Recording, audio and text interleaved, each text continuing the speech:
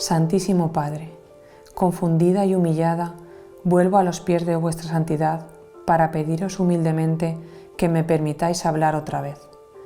Vengo con el más profundo respeto y con la sumisión más absoluta a poner en conocimiento de vuestra santidad algunas revelaciones nuevas.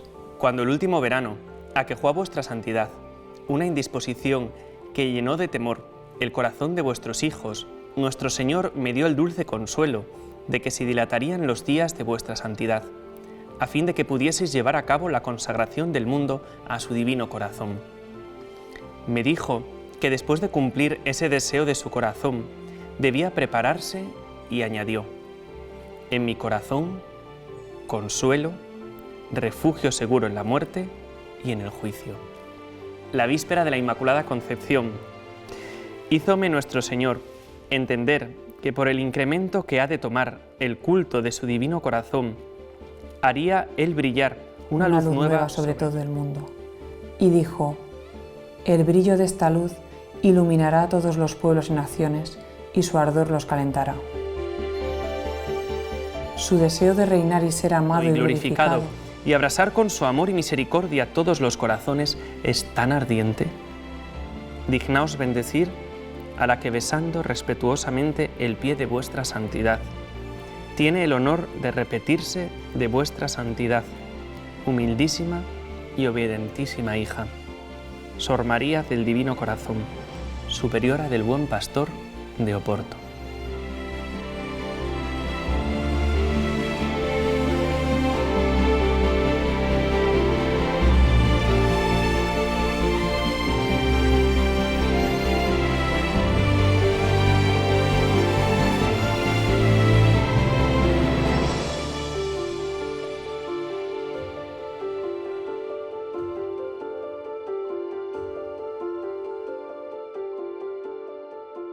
Hoy en día asistimos a un conflicto generalizado en todos los continentes. Hay divisiones, enfrentamientos entre países, también hay en la sociedad muchas luchas, mucho enfrentamiento, violencias. También asistimos a familias rotas. Incluso dentro del corazón de cada persona hay también muchas veces un campo de batalla, y en ese campo de batalla se ha expulsado al Señor. Se vive al margen de Dios y se ha normalizado el vivir así. Es inevitable hablar de la violencia en nuestro tiempo, ¿no? Las armas de destrucción masiva, ciudades arrasadas, la vida humana sin valor.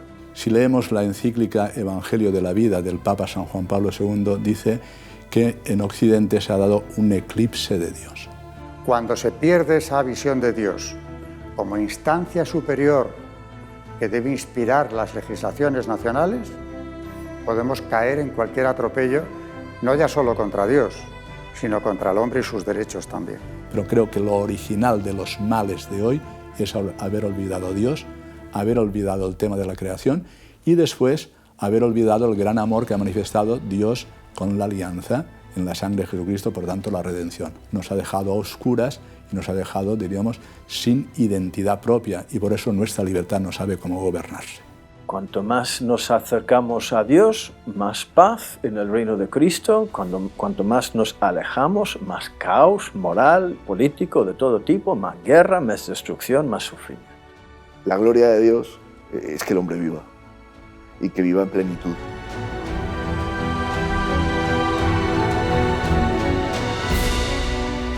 El Señor me dijo que elegía mi corazón para hacer su morada, para encontrar un lugar de reposo en medio del olvido del mundo.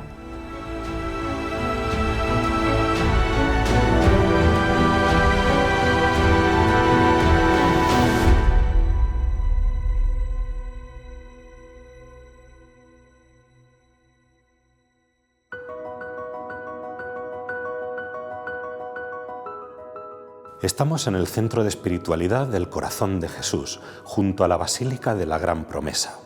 Este lugar, como muchos de los monumentos del Corazón de Jesús sembrados por todo el mundo, nos recuerdan que hemos de ponernos bajo el reinado de este corazón.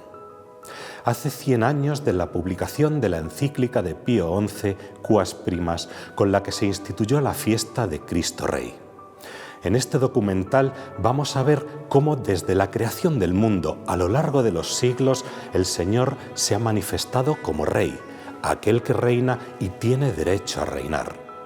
Veremos cómo le pertenece a Jesucristo el título y la potestad de Rey, y a Él le es propio el imperio supremo y absoluto sobre todas las criaturas. Solo bajo este reinado de amor habrá paz.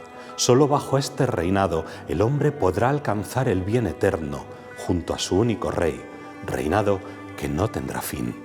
Cristo Rey del Universo es un título de los que se le dan al Señor. Los títulos pueden ser, y de hecho son muchos, con los que la Iglesia reconoce al Señor de la historia, al Señor de nuestra vida. Jesucristo es el Rey universal al que todos debemos reconocer como realmente nuestro Salvador y Redentor. El reino de Cristo, cuando Jesús en el Evangelio anuncia el reino de Dios, dice: el reino de Dios está cerca, o el reino de Dios está en medio de vosotros, o quienes hacen violencia pueden alcanzar este reino de Dios. El reino de Dios es el mismo.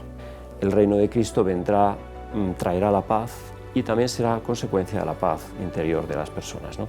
Si entendemos por paz que el ser humano, solo por sus propias fuerzas, solo por su propia voluntad, pueda imponer la paz, es una paz limitada. La paz es algo más que la ausencia de conflictos. La paz es algo más que la ausencia de violencias. La paz implica la justicia. Y el único que puede satisfacer o el único que puede hacer verdadera justicia es Cristo. Nosotros tenemos que ser muy conscientes, como San Pablo, que sin Él no podemos hacer nada. Como solución hay que volver a instaurar precisamente la paz de Cristo, poniendo a Cristo como verdadero Rey. Si yo busco que reine en mí la paz de Cristo, la sabiduría de Cristo, el amor, la misericordia, la justicia de Cristo, pues viviré mejor todo lo demás en mi lugar de trabajo, en mi relación con mi esposa, con mi esposo, con los hijos, con mis padres. Que venga a nosotros tu reino.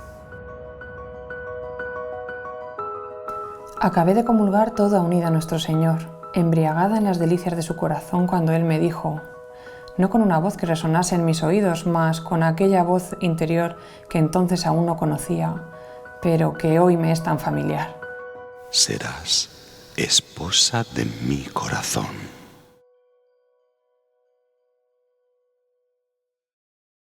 Cuando escuchamos la Sagrada Escritura, tanto en el prólogo de San Juan como en las cartas apostólicas, fundamentalmente San Pablo, escuchamos estas expresiones.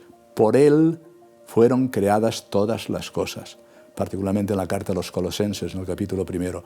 Por Él fueron creadas todas las cosas y a Él van dirigidas y en ellas alcanzan consistencia. Está hablando de la encarnación de Dios, Jesucristo como encarnación, no el verbo eterno, sino el mismo Jesucristo encarnado. Él es la imagen visible, es imagen porque se puede ver del Dios invisible, como también vemos en Juan 14, donde Filipo pregunta, ¿podemos ver a Dios? Entonces Jesucristo responde, mira, si me ves a mí, ves al Padre. Luego dice que todo fue creado en Él y para Él, o sea, todo es para Cristo y todo es para Jesucristo encarnado, o sea, el verbo encarnado. Dios Padre ha creado a través de la palabra, el verbo, la verdadera sabiduría, ¿no? Como lo dice San Juan en el prólogo, ¿no?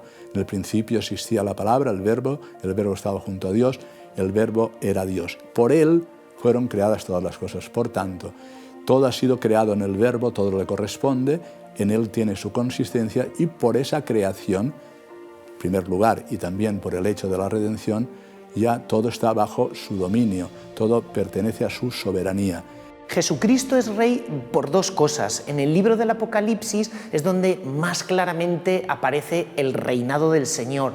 De hecho, en Apocalipsis 4 y 5 se dice, eres digno, Señor Dios nuestro, de recibir la gloria, el honor y el poder. Pero se dan dos razones. La primera, porque todo ha sido hecho por ti. Es decir, Jesucristo es creador y al ser creador es rey. En el Apocalipsis, por ejemplo, a Jesús se le da el título en griego de Pantocrátor, es decir, todo lo puede, tiene un poder omnímodo, de cualquier manera, Él es rey y señor de toda la creación. Pero en Apocalipsis 5 se da una nueva razón.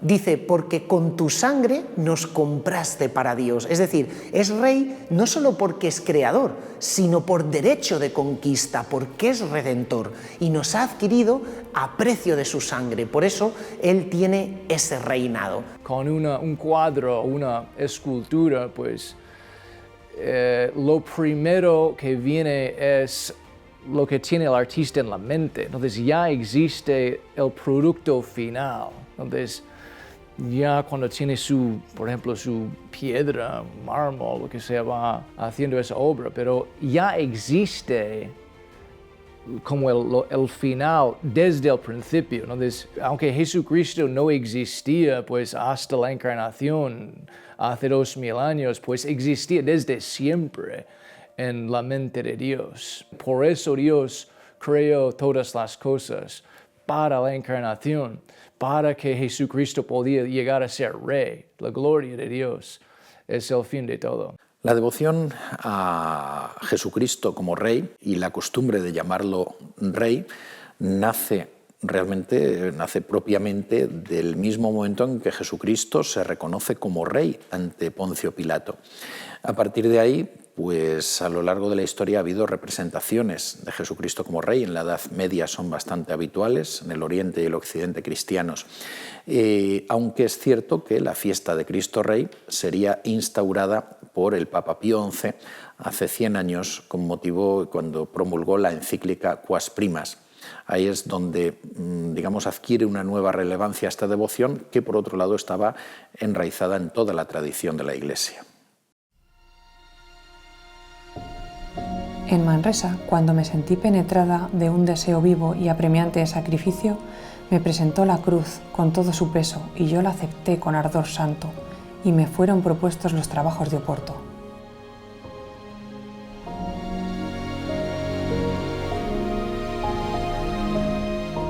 Hemos visto cómo y de dónde viene la realeza de Cristo en su primacía sobre la creación, cómo todo fue creado por Él y para Él. Pero ya en el Antiguo Testamento se nos dice algo de Cristo Rey. Vamos a verlo.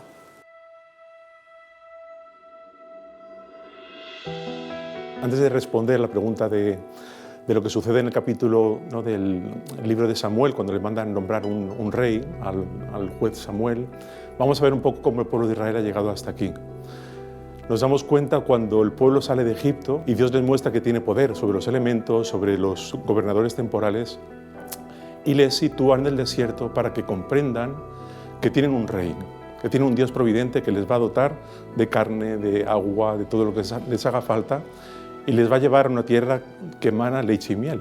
Entonces siempre el pueblo va a estar tentado de no vivir bajo esta providencia. Los judíos, nuestros padres, creían únicamente en Dios, no había sido revelado el misterio de la Trinidad. Pero ¿por qué Dios era rey? Muy sencillo, porque Dios es la fuente del ser. Cuando se aparece a Moisés en la zarza ardiente, en el capítulo 3 del libro del Éxodo, le dice, literalmente en hebreo, Eyé Asher Eyé, que significa yo soy el que soy. Dios es creador, Dios es la fuente del ser. Pero después, en el libro del Éxodo, Dios se corona como rey por encima del faraón. ¿Y por qué reina Dios? Porque ha redimido por derecho de redención. Por eso, en el capítulo 19 del Éxodo, dice a su propio pueblo que les va a hacer un pueblo de sacerdotes y de reyes. O sea, Dios es rey y quiere que nosotros también reinemos con él. Ya Moisés en el monte Nebo les dice, mirad, vais a entrar en una tierra de promisión, nunca os olvidéis de Yahvé, todo lo que ha hecho por vosotros, no rebeléis a la alianza, elegid siempre el camino del bien. Y ya Moisés les avisa, pero ellos dicen que sí, pero luego ya cruzan el Jordán con Josué a la cabeza, y ya estamos en el tiempo de los jueces. En el tiempo de los jueces, el pueblo se va a los Baales, a las Astarté, a los dioses paganos de la tierra de Canaán, y se rebelan continuamente contra Dios. Y Dios misericordioso les envía jueces. Les dice, mirad, A pesar de lo que sois, no me olvido de vosotros. Sigo reinando sobre vosotros. Confiad en mí, soy Dios providente. Solamente aceptadme como rey y como vuestro Señor, el Señor de señores. Y estos líderes, Samsón, Jefté, Gedeón, Débora, jueces que son enviados por Dios, les muestran el poderío de Dios. Pero ellos siguen una y otra vez rebelándose contra Dios. Y le piden a Gedeón, oye, ¿por qué no nos gobiernas tú y tus hijos? Y Gedeón, que es juez, dice, no, vuestro rey será Yahvé, es el que os ha traído hasta aquí, no confiad en él.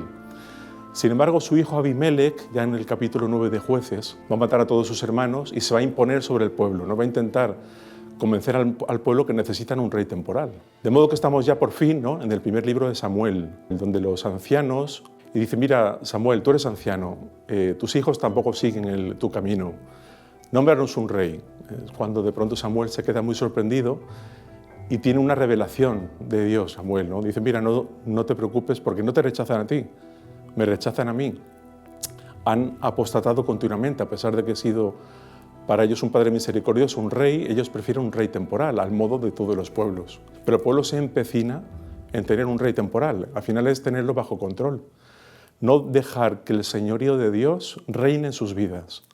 Y es cuando ya Samuel va a nombrar a Saúl, que va a ser el primero, va a empezar ya la monarquía, con Saúl, David, Salomón y luego los distintos reyes, luego la división del reino. Es la tentación que podemos tener siempre, también los cristianos hoy en día en la iglesia, de querer tener bajo control nuestra vida. Al final, el señorío de Dios siempre es un señorío sobre nuestra alma, donde Él reina y nos va ayudando a crecer en virtud y odiar el pecado. Al final, cuando uno no quiere vivir bajo estas alas de la providencia, tenemos esa tentación.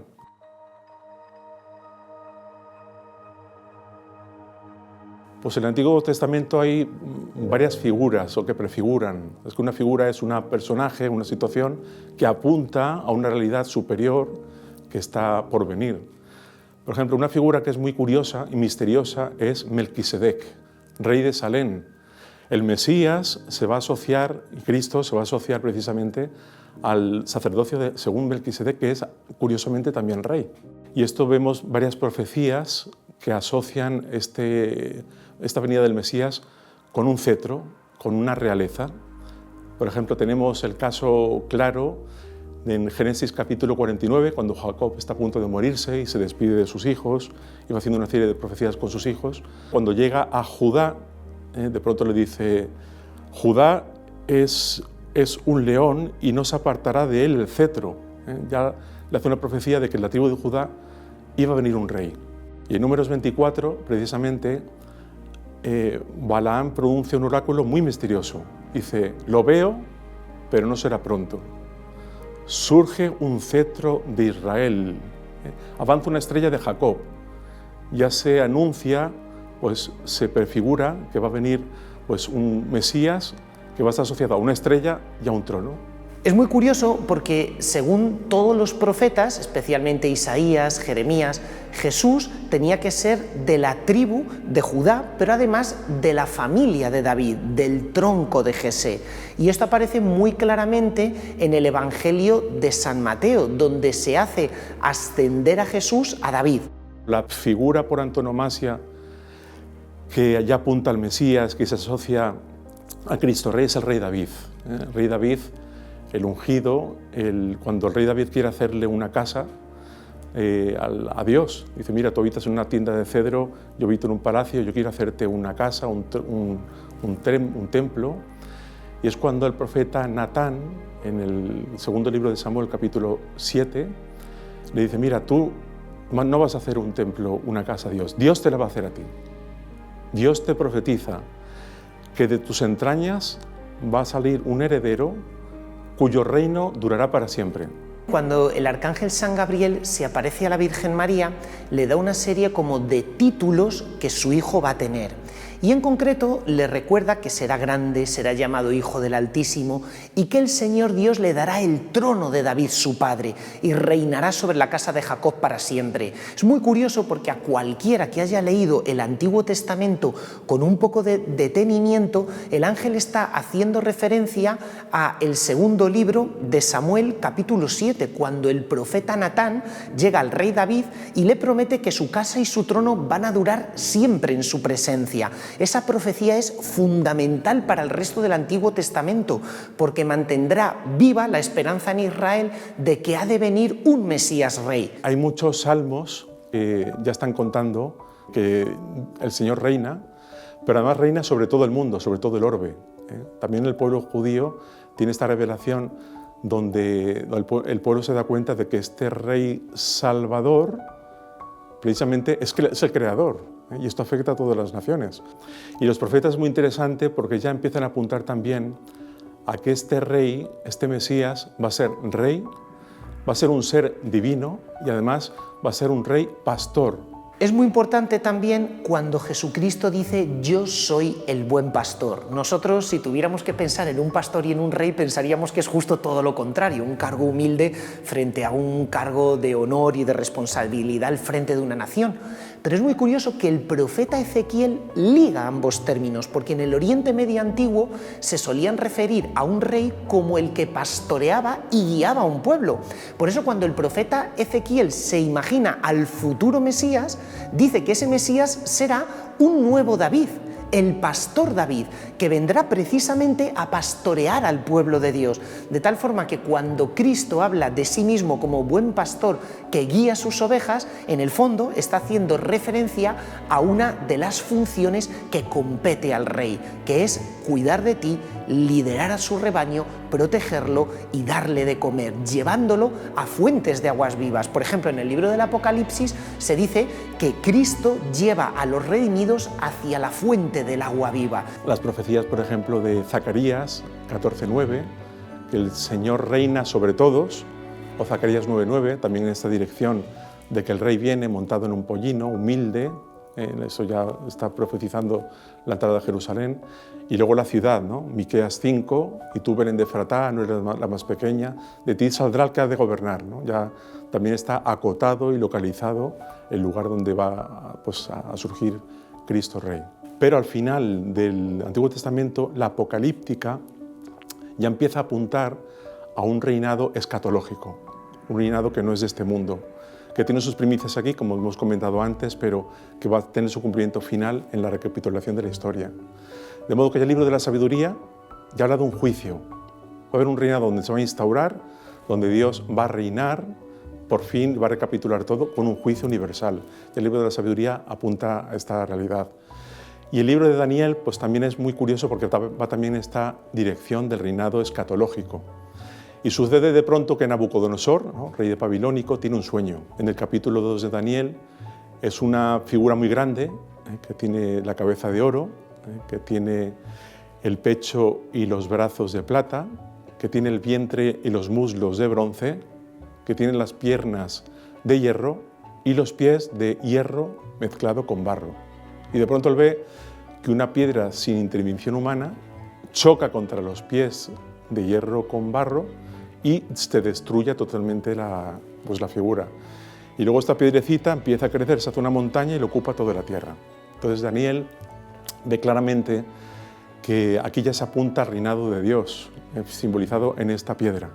De modo que Babilonia, Nabucodonosor, es esta cabeza de oro, luego vendrán los persas, luego vienen los griegos, el imperio romano, y en un imperio que será fuerte y débil, estos pies mezclados entre barro y hierro, ahí Dios va a suscitar un reino que duraría para siempre. Es esta piedra que sin intervención humana choca y destruye los otros reinos y dura para siempre, ¿no? Entonces esto es una profecía muy clara pues, del reinado que va a tener Cristo. Y en Daniel, ese Mesías que asume el poder y el reinado se llama Hijo del Hombre. Ve el profeta Daniel venir como a un hijo de hombre sobre las nubes del cielo, por tanto tiene forma humana, pero a la vez es Dios, y es el que pone un límite al mal en la historia, el que viene a juzgar, pero encadenando a la cuarta bestia, que simboliza todos los poderes del mal que se alzan contra la Iglesia, contra el pueblo de Dios, y cuando aparece ese Hijo de Hombre, instaura el reino de Dios. Entonces, imaginaos cuando Jesús, al inicio de su predicación,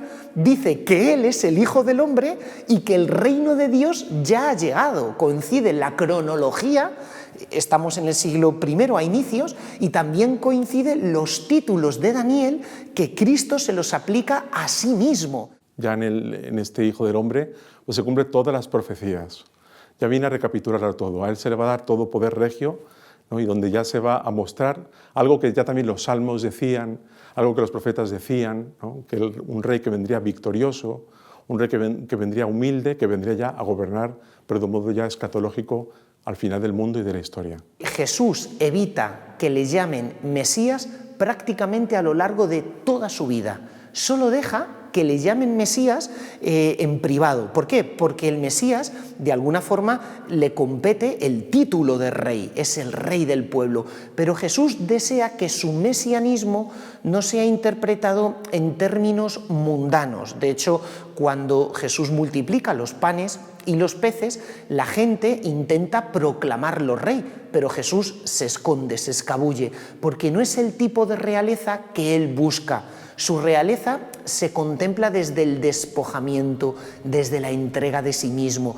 Por eso Jesús se atribuye claramente, por primera vez y delante de todo el mundo, el título de Mesías Rey delante de Caifás, cuando tiene las manos atadas, cuando está privado de libertad, porque dice, este es mi reinado. Jesucristo reina desde la cruz. En el Evangelio de San Juan, en el capítulo 12, al final de su vida pública, dice, ahora va a ser juzgado el mundo y el príncipe de este mundo va a ser echado fuera. Es decir, el demonio va a ser encadenado y vencido. Y continúa Jesús diciendo, cuando sea levantado sobre la tierra, atraeré a todos hacia mí.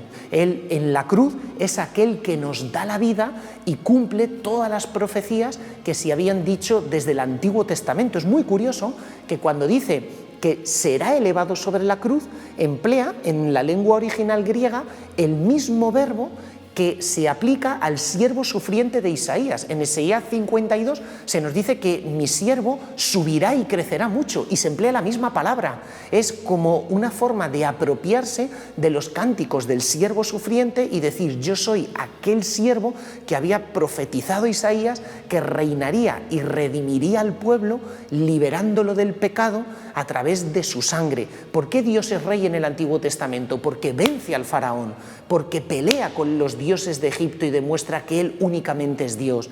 ¿Por qué Cristo es rey en la cruz? Porque de la misma manera nos redime, demostrando que el poder y el mal no tienen jamás la victoria. Meditando en los escritos de la beata Margarita María, comprendí cada vez más que la devoción al corazón de Jesús es inseparable del sufrimiento y del sacrificio.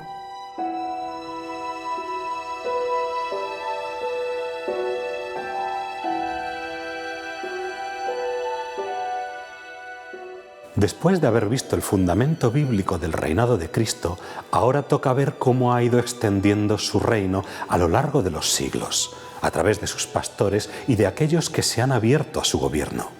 Tomar a Jesucristo como rey es algo que nace bastante pronto y de hecho en cuanto se cristianiza el Imperio Romano va a haber una devoción hacia la figura de Jesucristo como rey y los reyes cristianos tratarán de tomarle como modelo. En el mundo occidental los reyes van a tener también los reyes de los reinos germánicos y después de las naciones europeas que van surgiendo tienen también este modelo y saben, siempre se es consciente de que todo poder viene de Dios, porque eso lo dice Jesucristo también en el diálogo con Pilato. No tendrías autoridad sobre mí si no se te hubiera dado de lo alto. Es decir, todo poder humano, en último extremo, siempre nace de la autoridad que Dios concede a los hombres para que a través de ellos se establezca la autoridad humana.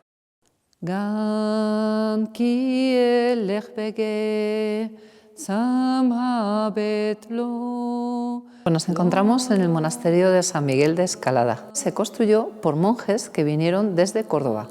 En la época de las persecuciones a los cristianos, finales del siglo IX, primeros del siglo X, estos monjes, ante la presión del martirio o de perder su fe y convertirse, decidieron abandonar a sus familias, abandonarlo todo por salvar su fe y vinieron hasta el Reino de León y con sus propias manos pues construyeron este maravilloso templo que parece un templo que recuerda mucho al sur de España, con esas formas un poco como árabes, pero que en realidad lo que recuerda es que vengas del lugar que vengas, lo importante es mantener tus valores, mantener tus creencias y en este caso la fe.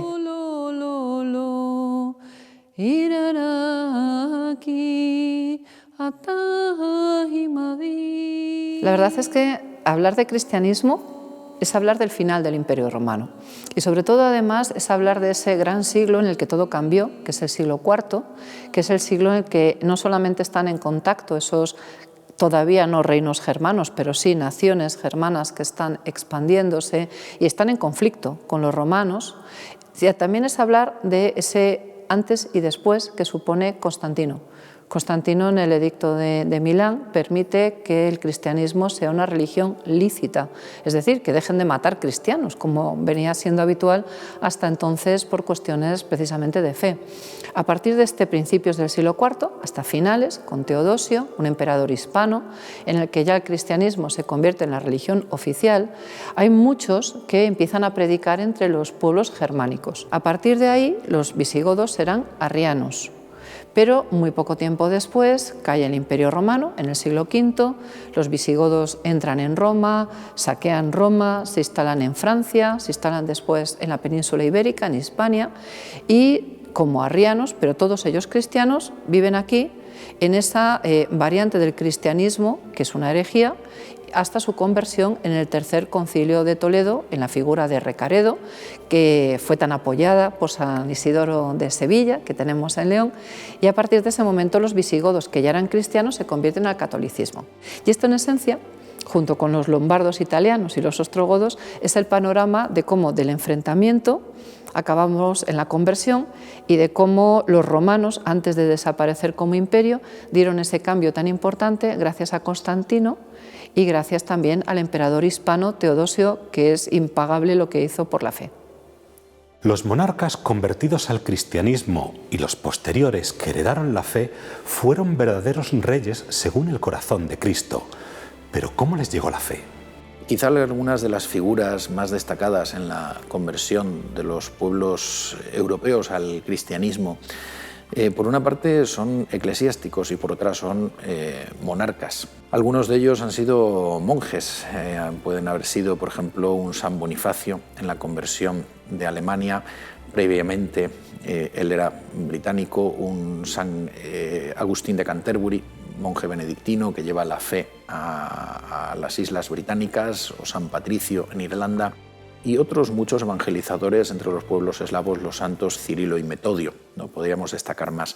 También hay santos que han protagonizado, santos eclesiásticos que han protagonizado la conversión de algún pueblo al cristianismo a través de la conversión de sus reyes. Por ejemplo, en el reino franco, la figura de San Remigio, con la conversión de Clodoveo, o en el ámbito hispánico las figuras de San Martín de Braga con los suevos y fundamentalmente la figura de San Leandro de Sevilla, y lo remata después, por así decir, su hermano San Isidoro con la conversión del rey Recaredo a la fe católica. Esos reyes, precisamente con su conversión, llevan tras de sí la conversión y el bautismo de sus pueblos. Es lo que sucede también en Hungría, por ejemplo, con San Esteban, o San Olaf en Noruega, y tantos otros santos que al abrazar la fe cristiana llevaron consigo el abrazo a la fe cristiana de todos sus pueblos. El reino de Jesús como Cristo Rey es un reino que está en las almas, que está en los corazones. No es un reino que se gobierna desde un trono, por entendernos, o con leyes, ¿no? Sino que es un reino diferente, es un reino del alma, del espíritu. Esto lo entendió muy bien San Fernando III, conquistador de Sevilla, de Córdoba, etc. Lo entendió muy bien San Luis de Francia, por ejemplo, que también es otro ejemplo de gran hijo, gran esposo, gran padre, fue un gran caballero de Dios. Entonces él también convirtió a Jesús en el rey del universo y en el centro de su vida. Tenemos otro tercer ejemplo, que a mí personalmente me gusta mucho, que es el del duque de Lorena, Godofredo de Bouillon, que fue uno de los caudillos de la primera cruzada, que fue tan humilde que cuando todos los demás caballeros en Jerusalén en el año 1099 le ofrecen la corona de Jerusalén, él dice que no puede llevar una corona de oro donde Cristo la llevó de espinas, y por eso él se repliega, él da marcha atrás y se convierte en el defensor del Santo Sepulcro. Estamos ante otro ejemplo de gran hombre que convierte a Cristo rey no solo del universo, no solo de lo que es su vida cotidiana, sino en el fondo rey de su alma. Yo serían los tres grandes ejemplos que rescataría del periodo medieval. Ciertamente, grandes ejemplos de personas que colocaron a Cristo como rey de sus vidas y de sus almas. Pero ¿qué pasa cuando el hombre se aleja de Dios? ¿Qué pasa cuando aquellos que gobiernan se sitúan por encima de la autoridad de Dios?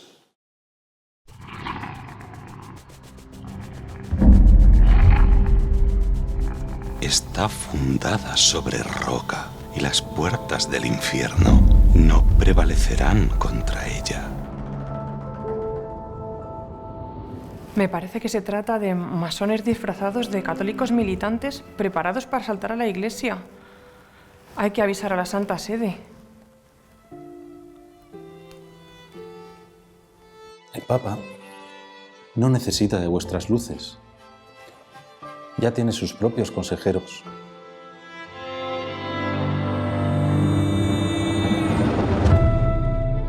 Hay un antes y un después con la Revolución Francesa. La Revolución Francesa es probablemente el episodio histórico que inaugura la edad contemporánea, con todo lo que la edad contemporánea implica de desafío a una determinada forma de ver la vida del ser humano. Estaba el ataque a la monarquía como institución, estaba el ataque a su origen divino, pero estaba también el elemento de atacar la propia autoridad de Dios, con una comprensión equivocada desde el comienzo, que es que la relación de Dios con el ser humano no es una relación basada en la autoridad ni en el poder, es una relación que parte del amor. Es una relación que parte del amor de Dios hacia su criatura. Ya durante la Ilustración, siglo XVIII, lo que se extiende es un pensamiento contrario a la revelación. O sea, que se empieza a relativizar la fe. Empieza a haber una crítica permanente, sobre todo entre intelectuales, los filósofos de la Ilustración, contra el clero, la liturgia, la propia revelación se cuestiona. Es el primer paso importante del relativismo en cuestión religiosa. Bueno, todo eso trajo, naturalmente, claro, el gran vendaval de la Revolución. Y ya en la Revolución, las primeras medidas que se toman van dirigidas contra la Iglesia. En realidad, lo que se buscaba era acabar con el antiguo régimen, que se caracterizaba por la unión del trono y el altar. Las dos potestades que desde la Edad Media europea habían compartido un proyecto común a la hora de levantar, mantener la cristiandad. Acabando con la monarquía católica, piensan que de paso han acabado con un baluarte de la Iglesia fiel a Roma. Y esto es lo que ha pasado en Europa, y a partir de ahí pues hay un proceso que podemos englobar en el término revolución con mayúscula, que primero es liberal, posteriormente va a ser socialista, comunista también, todas vienen de la misma raíz, y bueno, ya en el siglo XX tenemos la revolución de los años 60, que se conoce como cultural o sexual, que empieza en las universidades americanas y europeas, y que viene a culminar un poco en la que ahora se conoce como revolución woke, que es acabar ya con todo vestigio de cristiandad o de civilización occidental, que está inspirada definitivamente de forma absoluta por los principios cristianos. La raíz del problema viene en que en la modernidad se ve a Dios como rival del ser humano. Cuanto más alejado está el ser humano de Dios, hasta el punto de matar a Cristo en la cruz, más próximo está Cristo del ser humano, que lo está redimiendo en la historia, ¿no? Lo está redimiendo en la historia, no fuera de la historia. Lo está redimiendo ahí, precisamente donde se está operando el crimen de su muerte, el crimen de su asesinato. Se está operando el acto de mayor generosidad que pudiera concebirse, tan grande que probablemente no podemos concebirlo en toda su extensión, que es la redención de la humanidad entera en la cruz.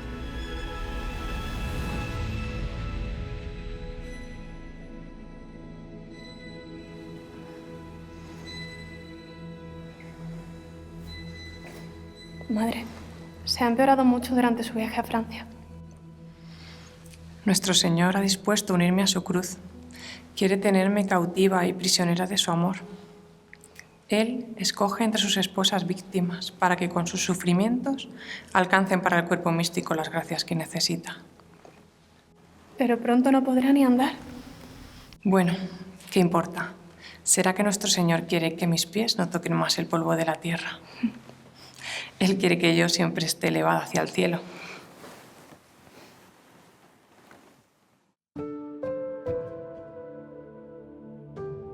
Aquí, en la Basílica de la Gran Promesa, recordamos a un beato español, Bernardo de Hoyos, que recibió numerosas visiones y revelaciones del corazón de Jesús, que se manifestaba además como rey. La Basílica del Sagrado Corazón de Jesús, que aquí en Valladolid la conocemos como el Santuario, se encuentra en el centro de la ciudad, en el antiguo colegio de los jesuitas, Colegio San Ambrosio. No se puede separar Cristo Rey de su corazón. Veamos por qué. Cuando hablamos de Jesucristo, hablamos del Rey del universo.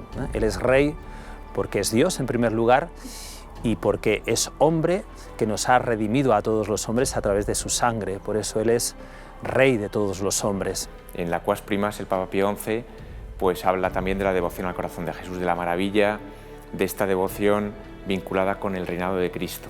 La relación entre el Sagrado Corazón y Cristo Rey es total. Cuando Pío XI instaura la fiesta de Cristo Rey, una de las cosas que hace al finalizar la encíclica es convocar a todos los obispos para que se renueve la consagración de todo el género humano en la fiesta de Cristo Rey cada año. El Papa quiso que quedara claro que esa devoción es universal, es católica. Entonces, precisamente, la devoción a Cristo Rey es Rey del todo el universo. Si uno ve un monumento a Cristo Rey, ve que es el monumento al Sagrado Corazón. Ese reinado es un reinado de amor. Primero tenemos que conocer su corazón, ver que es un rey de buen corazón y entonces ya me pongo bajo su reinado.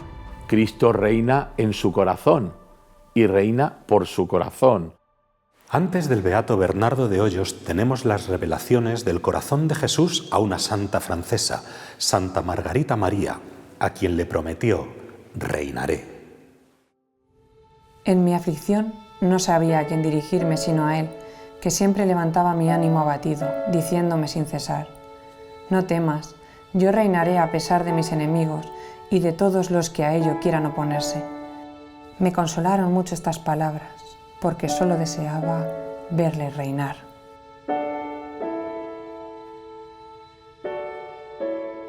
Santa Margarita María de Alacoque, nace en 1647 y entra en la Visitación en 1671. Y ya en 1673 comienza a tener las revelaciones del corazón de Jesús. En la primera aparición le dice: mira, este corazón tan apasionado, ¿no? Esa palabra es fuerte también, ¿no? Apasionado por amor al hombre. Después también le dice que la gente que se anime a comulgar, que se confiese, pero que comulgue porque está deseando entrar en las almas. Eso que para ellos estaba tan prohibido, ¿no? Una vez al año y pues Jesús le dice, no, por lo menos una vez al mes, los primeros viernes de mes. Luego les dice también, también me gustaría la hora santa del jueves, que el jueves por la noche dedicarais una hora. Está diciendo, cómo deseo estar con los hombres, cómo deseo que estéis conmigo, que me conozcáis, que conozcáis cómo es mi corazón. Una de las promesas más importantes que le hace el corazón de Jesús a Santa Margarita María es esta: reinaré. reinaré a pesar de mis enemigos. Y Santa Margarita lo repetía, cómo el corazón de Jesús iba a reinar. Ella tenía esta certeza porque se la había dado el Señor con su promesa, que reinaría a pesar de todas las dificultades que iba a poner el enemigo Satanás, ¿no? Esto es lo que le dice el Señor a Santa Margarita: reinaré a través de mi corazón. Muchas veces Santa Margarita habla del reinado de Cristo. Además, precisamente Jesús se le aparece como rey y quiere ser el rey y el centro de todos nuestros corazones. Reinará por fin el divino corazón, a pesar de los que a ellos se querrán oponer. Dichosos aquellos de quienes será servido para establecer su imperio. Habrá que ver ahora qué relación hay entre las revelaciones del corazón de Jesús a Santa Margarita y al beato Bernardo de Hoyos. Estamos aquí en la capilla del Venerable Padre Lapuente, y por esta capilla pasó como estudiante Bernardo de Hoyos, que vivió en esta casa. El padre Galifet, un jesuita francés, escribe un libro para difundir el culto al Sagrado Corazón de Jesús, y este libro está en la biblioteca de este colegio de San Ambrosio. El padre Agustín Cardaveraz había leído este libro, pero estaba en el siglo XVIII, el año 1733, en Bilbao. En Bilbao está preparando la predicación de una novena en torno a la fiesta del Corpus Christi, y le escribe a su compañero y amigo, estudiante de teología entonces, Bernardo Francisco de Hoyos, para que busque en la biblioteca un libro, que es este del padre Galifet, sobre el culto al Sagrado Corazón de Jesús, para que le mande unas citas que le pide que copie de este libro. Es entonces cuando Bernardo de Hoyos lee este libro y conoce las revelaciones del Sagrado Corazón de Jesús en Paray-le-Monial casi un siglo antes. Él se lamenta de que todo esto no se conozca en España. Todo esto sucede a finales de abril del año 1733 y fue sobre todo la gran revelación que él tiene el 14 de mayo de ese mismo año 1733, que era el día de la Ascensión, jueves entonces, y que después de comulgar en un rato de oración, después de la Eucaristía, recibió en la Basílica Santuario Nacional de la Gran Promesa, que entonces era la iglesia del colegio de San Ambrosio, de los jesuitas, esta gran revelación: reinaré en España y con más veneración incluso que en otros lugares. Es Jesús el que impone su reino. Nosotros somos, en este caso también el beato Bernardo de Hoyos, Santa Margarita o tantos apóstoles del culto al corazón de Jesús, los que colaboramos en la extensión del reino de Dios. Pero el mismo Jesús dice: yo reinaré. Paréceme que Él es semejante a un rey que no piensa en dar sus recompensas mientras va haciendo sus conquistas y triunfando de sus enemigos, pero sí cuando reine victorioso en su trono. Vamos al Cerro de los Ángeles, diócesis de Getafe, España, para hablar de una de las imágenes más conocidas del corazón de Jesús Rey. La imagen misma iconográfica del corazón de Cristo aquí en este Cerro de los Ángeles también marca un poco el sentido de la realeza de Cristo. Si nosotros contemplamos desde cualquier lugar este monumento en el centro geográfico de España, vemos una imagen del Señor con los brazos abiertos. Yo creo que esto no solo marca el sentido más profundo de su corazón, sino también de su realeza. Cristo quiere reinar en todos los corazones, quiere reinar en la humanidad entera, en la historia en su sentido más amplio. Evidentemente, la salvación de Cristo es universal, es para todos los hombres, no está circunscrita ni a una persona, ni a una nación, ni a una cultura, a todos, pero nosotros desde España sentimos una llamada muy especial a vivir en el corazón de Cristo. Años después del beato Bernardo de Hoyos, nació otro gran apóstol del corazón de Jesús, una emisaria de Cristo Rey, la beata María del Divino Corazón, religiosa de Nuestra Señora de la Caridad del Buen Pastor. Padre, Por segunda vez me insiste el Señor que escriba al Santo Padre. Insiste en ello, lo mismo que le comuniqué el año pasado. ¿Y qué es lo que te pide? La consagración del mundo entero al Sagrado Corazón de Jesús. ¿Del mundo entero? Sí. Y promete que obispos y sacerdotes se harán más fervorosos, los justos más perfectos, los pecadores se convertirán, herejes y cismáticos volverán a la Iglesia. Padre, su divino corazón tiene hambre y sed. Desea abrasar el mundo en las llamas de su amor y su misericordia. Debo hartar ese hambre, debo apagar esa sed. Debo escribir a Roma cuanto antes. Llamábame esposa de su divino corazón y como a su esposa me hacía ese ruego. ¿Podría yo rehusar de ello?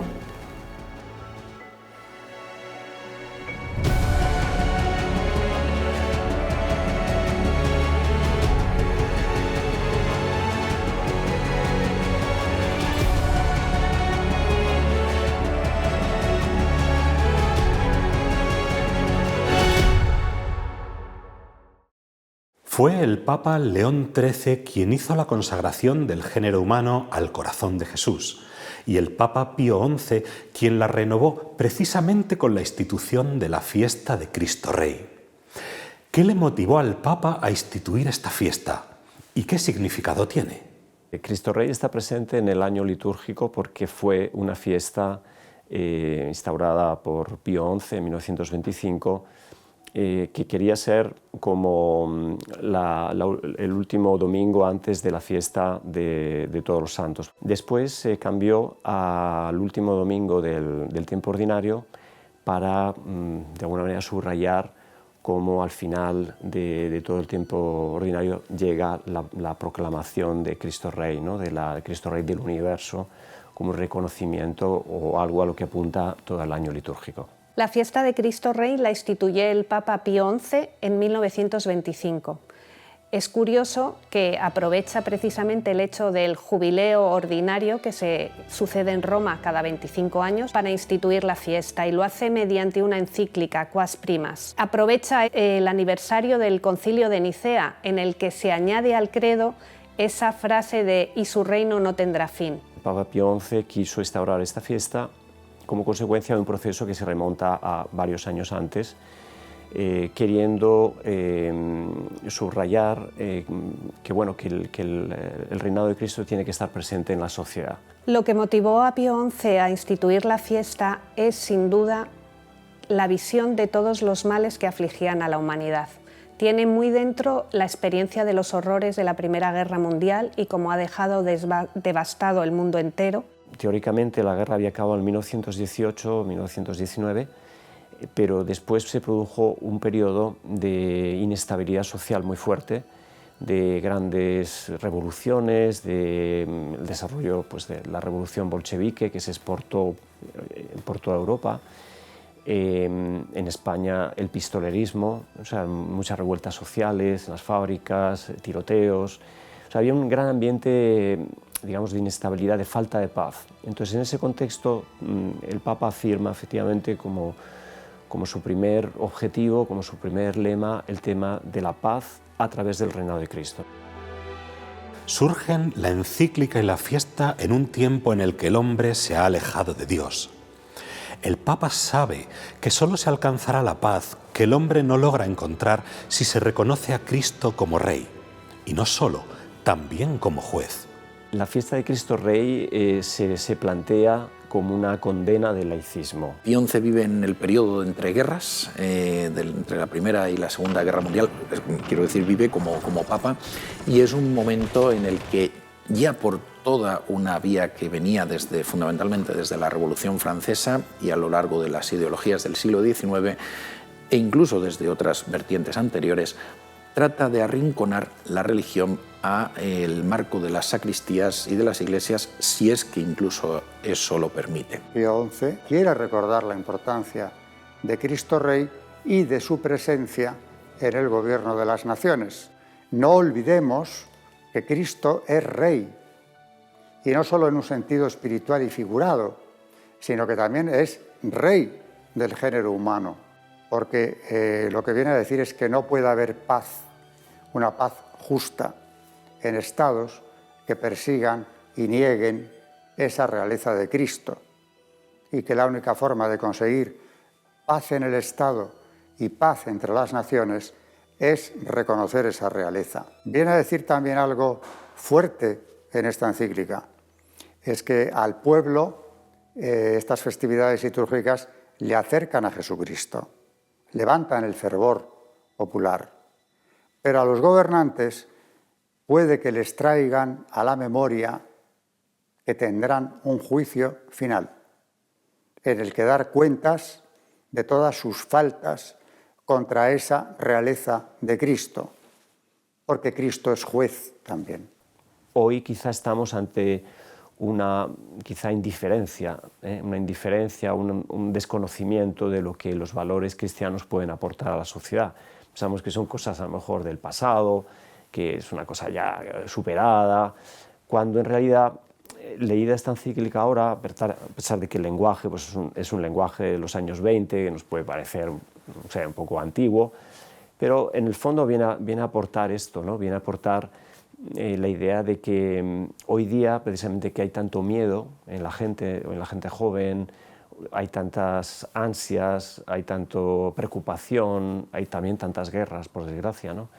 En esto, la luz de Cristo Rey, que no se impone como un rey tiránico, sino que es un rey de amor, un rey que viene en la cruz, que viene manifestando que ha dado su vida por nosotros, todo esto puede iluminar fuertemente a las personas, ¿no? Lo fundamental es que recordemos que Jesucristo es verdaderamente Rey y soberano, y que podemos también recordar cómo en aquellos momentos en que Pío XI la promulgó, la encíclica, eso inspiró a tantos mártires en México, en España, fundamentalmente en estos dos países, a morir al grito de Viva Cristo Rey, a desear alcanzar el reinado social de Cristo, a que la sociedad reconozca a Jesucristo frente al laicismo. Bueno, pues esto, hoy que vivimos un laicismo que se manifiesta a través muchas veces también de manifestaciones nuevas como la cultura woke o incultura woke,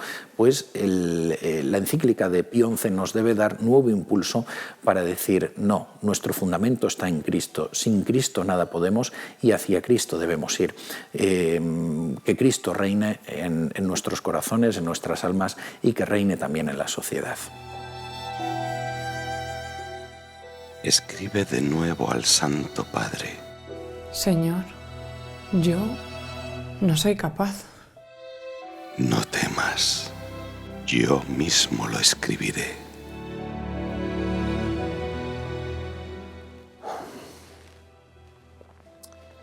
La última vez no nos respondieron. Lo sé, Padre, pero nuestro Señor me lo pide. Cristo no es solo Rey en el cielo, es Rey aquí también, y desea ejercer su reinado temporal a través de los gobernantes para que su reino se extienda. Cristo es Rey en más de un sentido. Una cosa es que no quiera ejercer ese reinado, digamos, de una forma visible en la tierra.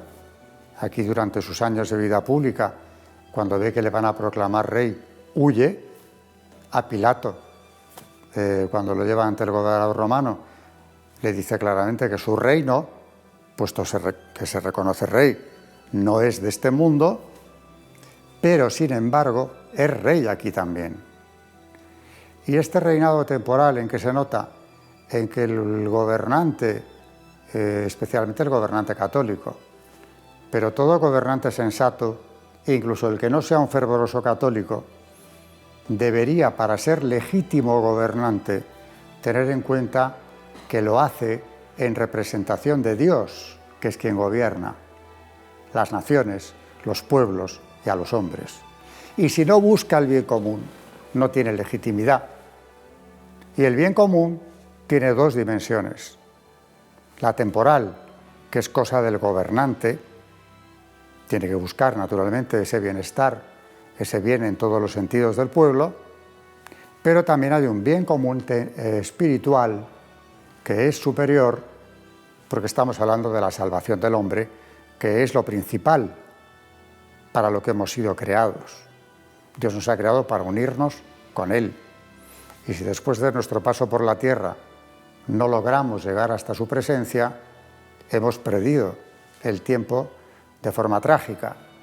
Luego, el gobernante temporal, aunque es cosa de la Iglesia buscar el bien común espiritual, debe permitir que la Iglesia, y ayudarla en este sentido, también procure la salvación de los súbditos de esos gobernantes temporales. Tiendo a pensar que más que plantearnos cómo unir esas dos dimensiones, la natural y la sobrenatural, es cómo no confundirlas. Todo poder viene de Dios, todo poder está en Dios y es Dios quien lo hace participar, quien le hace llegar ese poder a las criaturas para que las criaturas, en este caso la criatura, el hombre, el ser humano, la criatura racional y libre, colabore con él en su gobierno. Dios ha querido que su poder concurra con un poder humano que también Él ha querido dar, participar y comunicar, para que justamente en unión con Dios, ese César, ese poder temporal,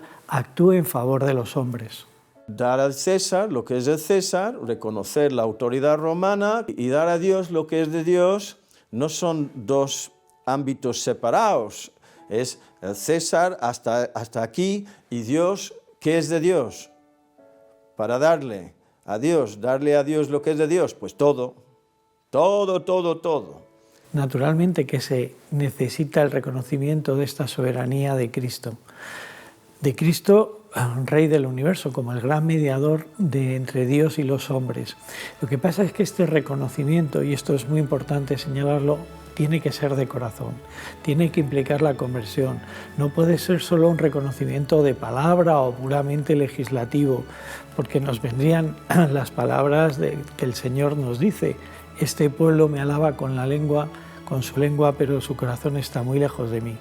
De lo que se trata, por lo tanto, es de un reconocimiento que parta de la conversión del corazón y que evidentemente a partir de ahí reordene y permee todas las estructuras sociales y políticas. Cuando decimos cada día, ojalá más de una vez, en el Padre Nuestro, venga a nosotros tu reino, por un lado ciertamente estamos pidiendo el triunfo de Cristo completo en el reino de Cristo, la segunda venida, una nueva tierra, un nuevo cielo, una paz, un gozo, una armonía humana en todas las personas, en todos los niveles, en todos los ámbitos de nuestro ser, de nuestra convivencia, que va a ser una maravilla. Pero también, por otro lado, estamos pidiendo que Dios forme en mi familia un oasis donde reina su voluntad. Y estoy también, para personalizarlo más todavía, pidiendo que reine su amor, su espíritu, su verdad en mí, que yo no viva según la carne, según mi hombre viejo, que yo sepa, casi es una petición de martirio, que yo sepa morir a mis primeros impulsos carnales y que sea Cristo el que reine en mí, el Espíritu de Cristo.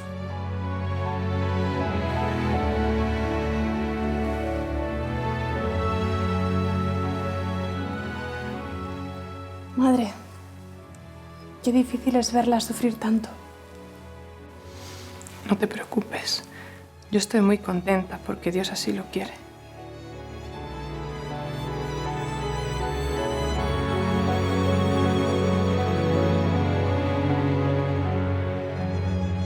Hemos visto que lo temporal tiene que ser gobernado teniendo en cuenta que por encima está la soberanía de Cristo eterno.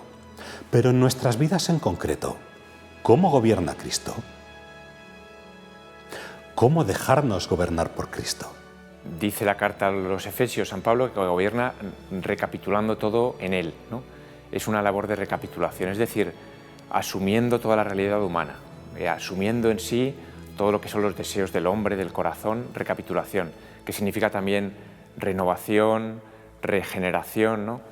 Es decir, Cristo no es solo un gobernante al modo humano, que tiene el poder legislativo, judicial, ¿verdad?, como eran los reyes antiguos, sino que es un gobernante que gobierna los corazones. Nos dejamos gobernar por Cristo cuando aceptamos su amor, cuando aceptamos su voluntad, porque la voluntad de Cristo es amorosa. Evidentemente este gobierno de Cristo, Él lo realiza mediatamente. Lo ha realizado el gobierno de Dios, lo ha realizado a través de la humanidad de su Hijo, de Cristo. Y Cristo, precisamente, en la prolongación de su humanidad, Él nos gobierna a través de la Iglesia, ¿no?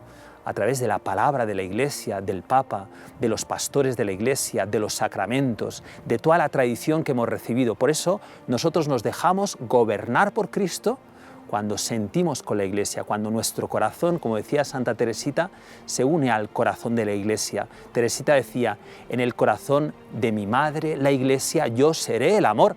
Qué expresión tan bonita para explicar en qué consiste precisamente el reino del corazón de Cristo en nuestra vida, en unirnos al amor y desde la unión con el amor ser presencia del amor del corazón de Cristo en medio del mundo.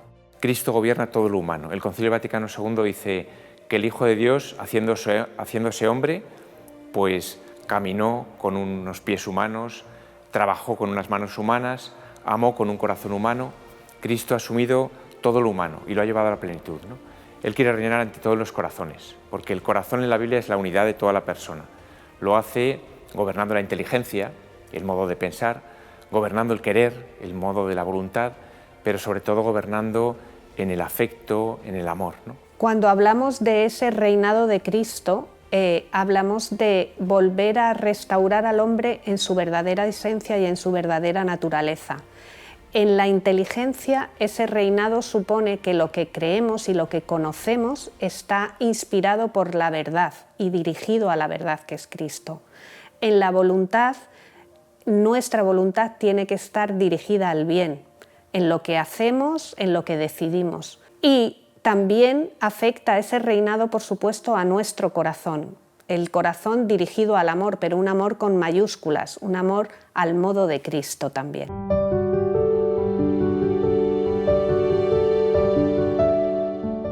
Incluso el Papa es curioso que habla también de que incluso reina en nuestro cuerpo, porque también el cuerpo y nuestros miembros están llamados a colaborar en esa santificación que es vivir en la voluntad de Cristo, ¿no? Y toda la persona tiene así una armonía en ese mismo fin, que es llegar a la unión con Cristo y que Cristo sea nuestro Rey. Jesucristo debe reinar sobre la persona completa, sobre cada hombre completo, cada ser humano completo y sobre el conjunto también de la sociedad humana. ¿Cómo gobierna Dios en nuestros corazones? Solo si acogemos libremente esa llamada del Señor, si nos dejamos gobernar por Él. El gobierno de Cristo sobre mí, pues es que Jesucristo viene con los sacramentos para restaurar como Él quería que fuéramos en el principio. Y Él nos hizo así bien, pero con el pecado hemos sido dañados. Entonces viene a como reparar este daño. No es que sea completamente, siempre vamos a tener la concupiscencia, la inclinación al pecado, pero con la gracia de Dios, pues podemos llegar a ser pues gobernados por Cristo. San Pablo lo decía muchas veces que, mira, yo sé lo que es bueno, pero no lo puedo hacer. Pues Jesucristo viene como para darnos los sacramentos, la gracia, para poder no solo saberlo, los 10 mandamientos, lo que es bueno, sino también llevarlo a cabo. ¿Cuál es la ley que trae Jesús? Porque todo rey impone una ley. Además, vamos a ver cuáles son las características del reino de Cristo Rey. ¿Cuál es la ley que trae Cristo? Bueno, se ve muy bien en las bienaventuranzas. Es una ley que es capaz de producir algo nuevo, algo paradójico, algo imposible, que es que el hombre pueda llegar a amar a Dios con su mismo corazón. La ley de Jesús es invitarnos a entrar en su vida. Cuando el joven rico le dice a Jesús pues, que ha cumplido todo eso desde su juventud y se queda tan contento, Jesús le invita a algo más, ¿no? Y ese algo más es, déjalo todo, sígueme. Diríamos que en ese sígueme está de algún modo la ley de Jesús, ¿no? Es decirle, sígueme. Ese es el mandamiento nuevo, sígueme. Hemos dicho que en varios textos de la Escritura aparece Jesús, que se manifiesta incluso diciendo que yo soy rey, como delante de Pilato, ¿no? Pero siempre añade, mi reino no es de este mundo, ¿no? Y yo para eso he venido, para dar testimonio de la verdad. Decimos que es un reino a la vez espiritual, pero que tiene también sus manifestaciones en el orden temporal. Las características son que es un reino eterno, es un reino universal. Significa que no solo sobre aquellos que han sido bautizados e incorporados a Él en su cuerpo místico, que es la Iglesia, sino sobre todos, sobre todo lo creado y sobre todas las naciones. Es un reino universal. Es un reino a la vez de la verdad. Él, como testimonio de la verdad, viene a anunciar un reino donde no tenga lugar la mentira, sino la verdad, que es el mismo. Y es un reino que vive la unidad, que vive la paz, que vive la gracia, es un don, es una realidad que no podemos nosotros alcanzar. Nunca habrá una correspondencia en el orden humano de lo que nosotros podamos lograr con el reino de Dios. No hay equiparación ni hay, diríamos, una posibilidad de alcanzarlo, sino que tiene que ser un don. Por tanto, lo llamamos un reino de gracia. Un reino así atrae mucho. Entonces, ¿por qué tantos se apartan de su reinado? Hay muchas formas de negar el reinado de Cristo hoy, ¿no? Pero en todas ellas detrás está el príncipe de este mundo. No olvidarlo, ¿no? Nuestra lucha es ciertamente contra el pecado, contra nuestro yo, contra el mundo, pero al final es contra las potencias de este mundo, que es imagen de Satanás, ¿no? El propio Papa Pío XI ya se acerca a esas ideologías que en el siglo XX están apartándonos del reinado de Cristo, ¿no? Son ideologías que lo que buscan es instaurar un paraíso en la tierra de tal manera que ya no se necesite creer en Dios ni necesitamos de Él para llegar a una felicidad, sino que todo lo hace el hombre para el hombre, ¿no? Podríamos hablar de bioideologías que lo que pretenden es destruir la naturaleza humana y rechazar la creación de Dios, ¿no? El hombre se hace a sí mismo, casi el hombre se ha creado a sí mismo, o al menos se recrea. Y hay tres grupos en estas bioideologías, por agruparlas de alguna manera. Una sería la ideología de género, con todo lo que supone de rechazo de esa creación individual de Dios, que me ha dado un cuerpo y me ha dado un alma, y yo me recreo a mí mismo, ¿no? Y ahí está dentro el transexualismo, la homosexualidad, en general toda la ideología de género. Y también hay otro grupo que sería el de las ideologías sanitarias. Ahí estaría todo eso que estamos viviendo de la eugenesia, la eutanasia, el abortismo e incluso el transhumanismo, ¿no? Como utilizar la medicina y los avances técnicos para hacer una recreación de la persona. Y un tercer grupo también existiría de ideologías ecologistas, ¿no? En esas ideologías ecologistas se pone al nivel de Dios a la naturaleza e incluso por encima del hombre. El hombre ya no es la cumbre de la creación, sino que la naturaleza está equiparada y todos los seres están en un plano de igualdad, ¿no? Y eso llega a plantearse incluso como una religión, ¿no? Suplantando a Dios y a la religión orientada a Él. El cristiano lo primero que tiene que hacer, lógicamente, es denunciar, ¿no? Anunciar la verdad y por contra denunciar los errores. La aportación fundamental sería hacer un llamamiento a volver a Dios. Pase.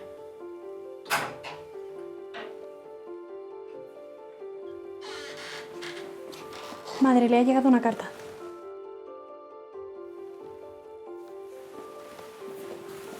Querida María, hemos estado en audiencia con su santidad y nos pidió comunicarte que los días 9, 10 y 11 de junio se celebrará en todo el mundo y con mayor solemnidad un triduo y que en las iglesias y catedrales del mundo entero se hará la consagración. Así lo ha decidido por lo que le habías escrito. El Santo Padre espera abundantes gracias para todo el mundo. Dios te bendiga, tu afectuosísima madre. Me pregunto si vivirá para verlo. Querida Elena, confiemos en los designios del Sagrado Corazón.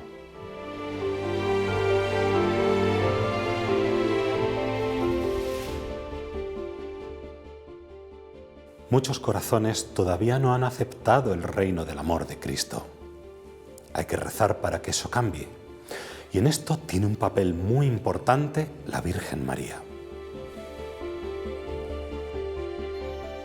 Cristo ha venido al mundo a reinar, y cuando hablamos de reinar quiere decir a conquistar todos los corazones. Él los ha conquistado ya con su sangre redentora y por eso decimos que es un rey de derecho. Todos pertenecemos a Cristo porque Él ha muerto por todos los hombres, ¿no? Él nos ha redimido a todos, pero aún no es rey de hecho, ¿no? Porque hay muchos corazones que no han acogido, no han aceptado su reinado de amor, ¿no? Por lo tanto, esa recapitulación de todas las cosas en Cristo quiere decir que el elemento objetivo, que es la redención, todos los hombres lo van a acoger, ¿no? Eso será de una manera definitiva cuando vuelva, ¿no? Pero la Iglesia espera, y especialmente la devoción al corazón de Jesús hace referencia a un tiempo de paz, de justicia y de esperanza, que a través de su corazón el mundo reconocerá la realeza de Jesucristo. Unida a la realeza de Jesucristo aparece la realeza de María. ¿Por qué razón? Porque Cristo precisamente ha establecido su reino a través de María. Él se ha encarnado en el seno de María. Ahí es donde empieza el reino de Cristo, en el seno de María. Y a través de María también se va a empezar a extender ese reino a través de la Iglesia. Al pie de la cruz Jesús nos dice, ahí tienes a tu madre. Y ese reino ya no solamente es un reino que está en María, en la Inmaculada, sino que se va a extender a todos los hombres. Eso desde el punto de vista teológico y objetivo. Pero también es cierto que ese reino de María adelanta el reino de Cristo en el tiempo, el reino del corazón de Cristo. Lo vemos en estos tiempos, que son tiempos especialmente marianos. El siglo XX es un siglo muy mariano y las revelaciones, las apariciones del corazón de María a los pastorcitos en Fátima, precisamente también tienen este anuncio, ¿no? Mi corazón inmaculado triunfará. ¿Qué quiere decir todo esto? Ha hablado de alguna manera ya de este aspecto el gran apóstol del reino de María, que fue San Luis María Griñón de Montfort, en el siglo XVIII. San Luis María, él decía que el reino de Cristo vendrá a través de María. De la misma manera que Cristo ha venido al mundo a través de María, Cristo reinará en este mundo a través de María. Por eso vemos que el reino del corazón de Jesús está íntimamente unido al reino de María. María es la que prepara en el tiempo precisamente esa presencia de Cristo, ese reconocimiento de Cristo como Rey a través de su corazón. Nos podemos preguntar, ¿podemos dejar de mirar al Rey Eterno? ¿Podremos no abandonarle y serle fiel aún en la batalla?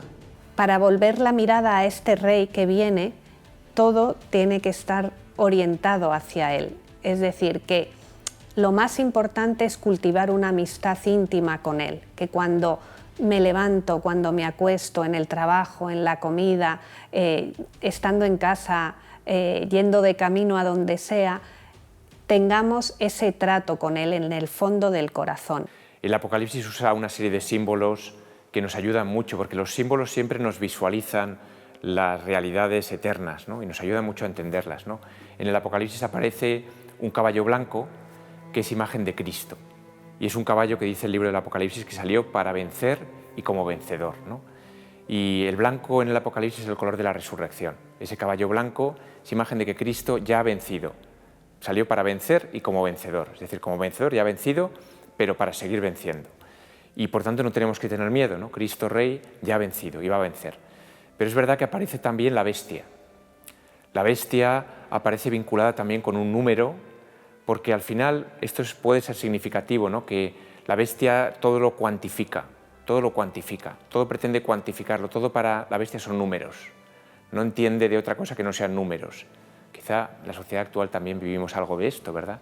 Todo es cuantificable.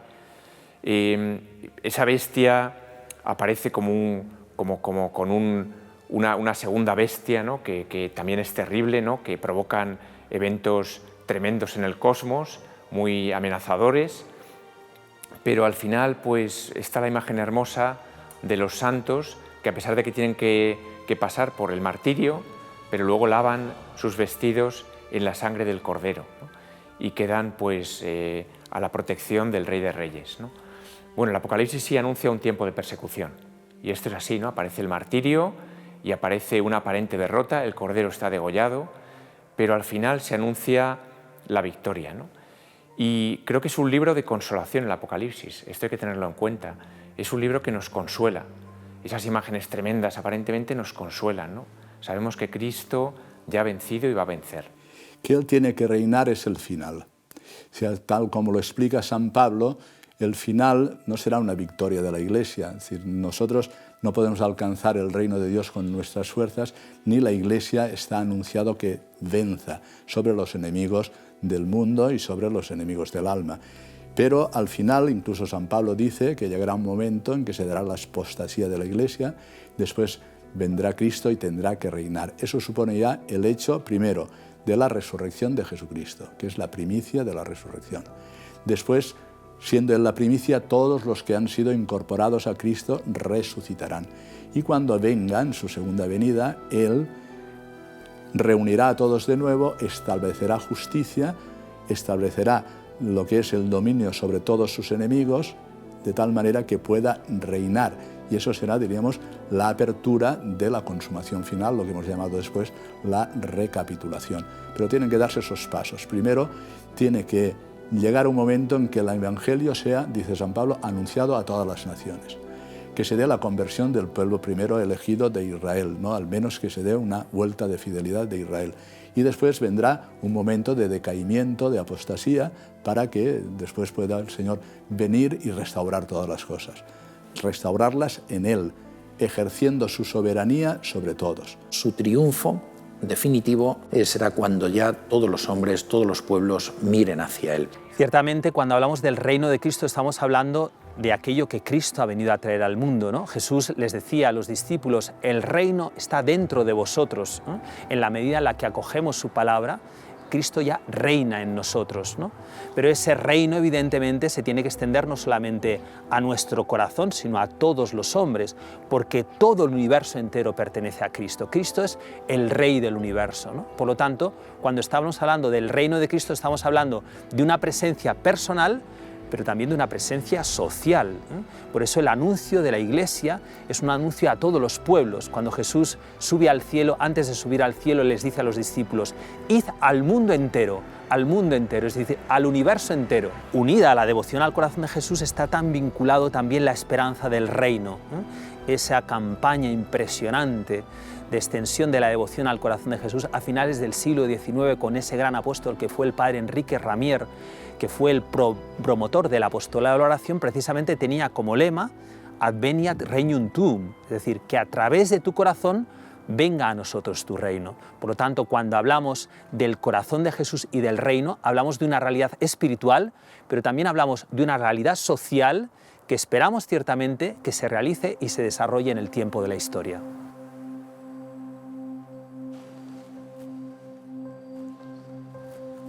Bueno, hermana, lo dicho, avíseme si la madre empeora. Sí, padre. La verdad es que la madre sufre horriblemente. Pero es increíble cómo desde la cama sigue gobernando toda la casa. La verdad es que con esto a veces hay que darle la comida a la boca. Pero ella no pierde la sonrisa. Le ha entregado el corazón a Jesús y su único deseo es que Él reine y que llegue el día de la consagración.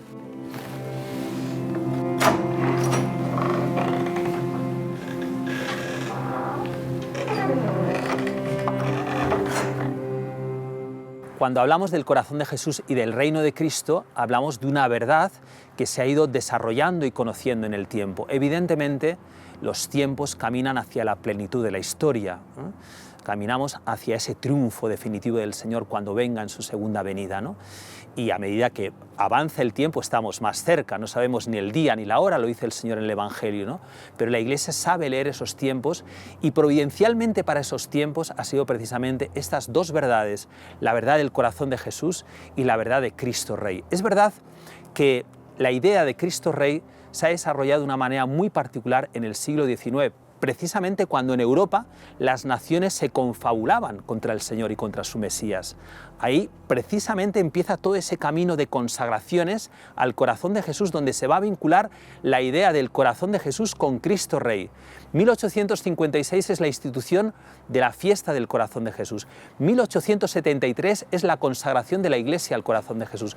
1899 es la consagración de la humanidad, del género humano al corazón de Jesús, ¿no? Y ahí empieza precisamente a desarrollarse esa idea de que la humanidad, si se consagra al corazón de Cristo, hará posible ese reino del corazón de Jesús. Pero en este siglo XX, en el siglo pasado, el siglo XX, ha habido un gran apóstol del corazón de Jesús que ha sido el padre Mateo Crowley. Estamos aquí en el Cerro de los Ángeles, un lugar muy importante para el padre Mateo. El padre Mateo entendió en Parele Monial que el camino para que llegara el reino del corazón de Jesús era precisamente que la familia acogiera a Jesús en su vida. Y para eso comenzó esa campaña de entronizaciones del corazón de Jesús y consagraciones al corazón de Jesús de las familias, porque la familia es la célula social. El padre Mateo entendió perfectamente que si la familia se consagraba al corazón de Cristo, se adelantaría el reino del corazón de Jesús. El reino del corazón de Jesús comenzó en el seno de María. Hoy ese reino se prolonga en el corazón de la Iglesia, precisamente en la Eucaristía. Ahí es donde reina el corazón de Jesús. Y Cristo quiere extender ese reino de amor hasta los confines de la tierra. Vemos esta maravilla en estos tiempos de la Eucaristía, donde vemos cómo se extiende en toda la Iglesia la devoción a la Eucaristía.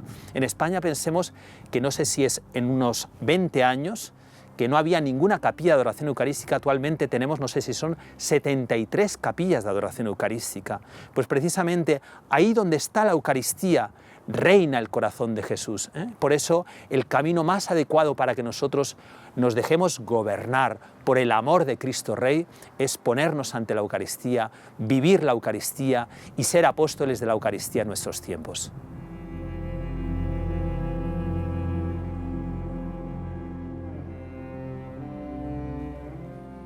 Santidad. ¿Cómo van los preparativos para el Triduo? Muy bien, muy solemne, como vos habéis dispuesto. Bien. Sé que este acto atraerá muy pronto sobre el mundo las misericordias que esperamos. Voy a hacer el acto más grande de mi pontificado. Jesús nos pide también la consagración a su corazón. Es ofrecerle todo lo que somos, lo que tenemos, nuestros sufrimientos, nuestras cruces, nuestras alegrías, lo que hacemos bien, lo que nos sale mal, todo. Él lo quiere todo. La consagración de la humanidad al corazón de Jesús tuvo una grandísima importancia porque fue como digamos la realización concreta de todos unos deseos que había de proclamar la realeza de Cristo. Fue 25 años antes de la fiesta de Cristo Rey, la hizo León XIII, ya muy anciano, en 1899, porque una religiosa en Portugal, en Oporto, que tuvo una serie de manifestaciones místicas en las que decía que el Sagrado Corazón estaba pidiendo a gran fuerza esta consagración. Y escribió al Papa varias veces, ¿no? El Papa al principio no hizo mucho caso, después se informó mejor y vio que la cosa era seria, ¿no? Si vemos la fórmula de la consagración de León XIII, es la misma que Pío XI en 1925 dijo que había que rezar en el día de Cristo Rey. O sea, a partir de 1925, en la fiesta de Cristo Rey, se leía un acto de consagración que es el texto de León XIII con pequeñísimas modificaciones, es prácticamente el mismo. Efectivamente, la relación entre la consagración de 1899 del mundo al Sagrado Corazón y la fiesta de Cristo Rey es muy grande, porque además León XIII quiso que el cambio de siglo fuera, por decirlo así, presidido o preparado por esta consagración, ¿no? Sin duda, este centenario de la Quas Primas y de la instauración de la fiesta de Jesucristo Rey sería la ocasión inmejorable para que la Iglesia, el Papa y todos los obispos del mundo volvieran a renovar la consagración de todo el género humano a Jesucristo, Rey del universo.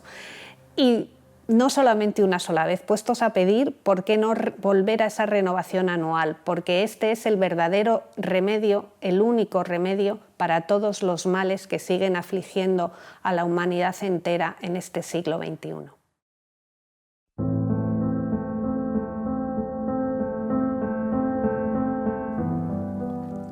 Corazón de Jesús, horno encendido de caridad. Ten misericordia de nosotros. Corazón de Jesús, lleno de amor y de bondad. Ten misericordia de nosotros. Corazón de Jesús, Rey y centro de todos los corazones. Ten misericordia de nosotros. Corazón de Jesús, fuente de vida y santidad. Ten misericordia de nosotros. Corazón de Jesús, esperanza de los que en ti mueren. Ten misericordia de nosotros. Corazón de Jesús, delicia de todos los santos. Ten misericordia de nosotros. Solo faltan 3 días para la consagración.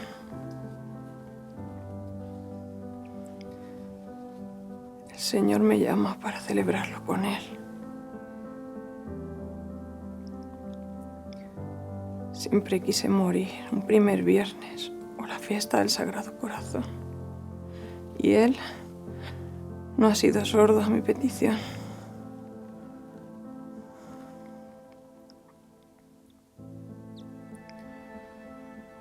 En ti puse toda mi esperanza. Y la esperanza no defrauda.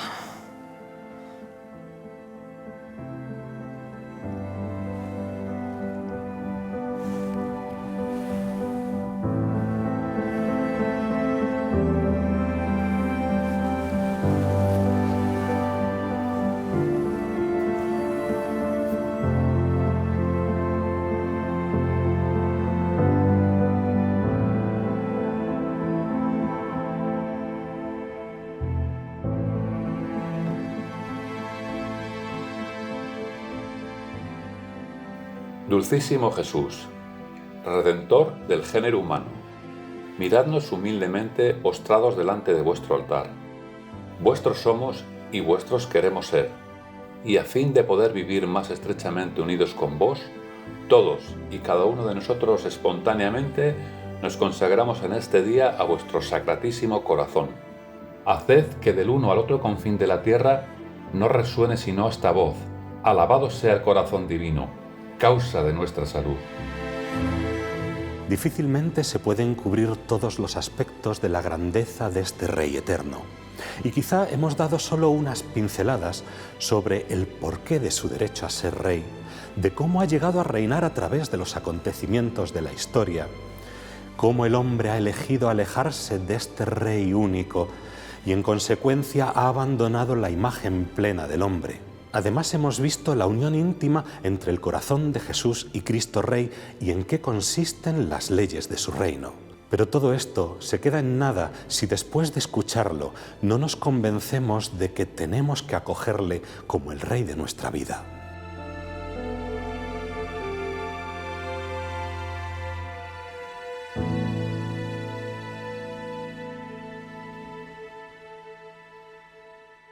Yo quisiera resaltar que Cristo Rey es un signo de esperanza, más bien la esperanza.